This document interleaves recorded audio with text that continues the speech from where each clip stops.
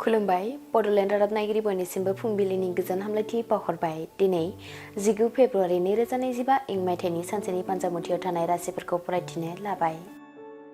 मेष राशि गोथार सान, मोजां खामानि मावनो हागोन, थांखि लानाया जाफुंसार जागोन।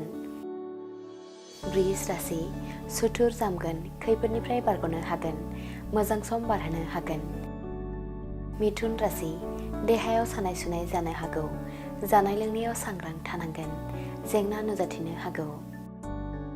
कर्कट राशि गोजान लामा दावबायनो गोनां जानो हागौ, देहा सावस्रिया हरखाबै लोरबां जानो हागौ, खस्थ'यै सहायनो गोनां जागोन।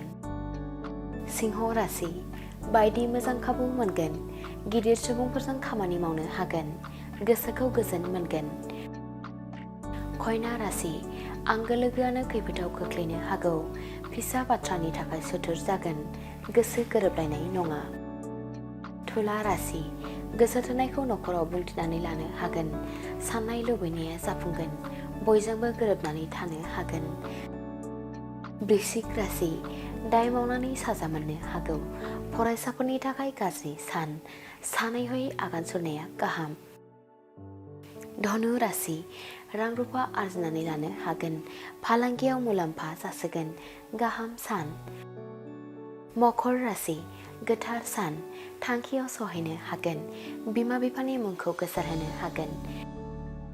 कुम्भ राशि रां रुफा खहा जानो हागौ, मावनो लानाय खामानिया गोग्लैसोनानै थागोन, जेंनाजों भुगिनांगोन।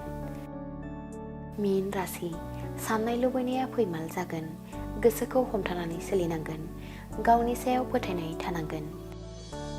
दिनैनि राशि फरायथिनाया एसेनोसै। बेजों लोगोसेनो दिनैनि साना बुहुमनि साफ्रोमबो सुबुंफोरनि थाखाय गाहाम जाथों बेखौ बड'लेण्ड रादाब नखरनि जानानै इसोरनि खाथियाव आरज गाबनाय थाबाय।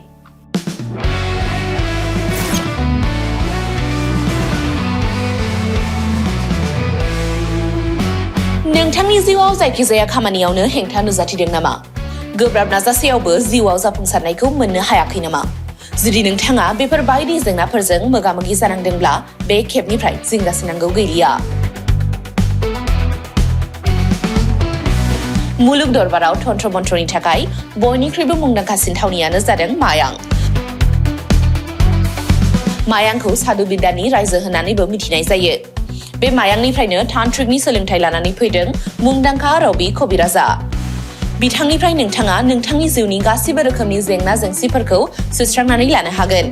बिसि फिसायनि गेजेराव जेंना, गोसो थोनाया गारनानै थाङोब्ला लाबोफिननाय, जुलिनि जेंना, साख्रि मोननो हायै, हा हु धोन सम्पथिनि जेंना, बायदि बायदि जेंनानिफ्राय उदां जानो एबा सुस्रांनानै लानो थाखाय नोंथाङा दिनैनो दानो जगाजग खालामनो हागोन रबि कबिराजखौ।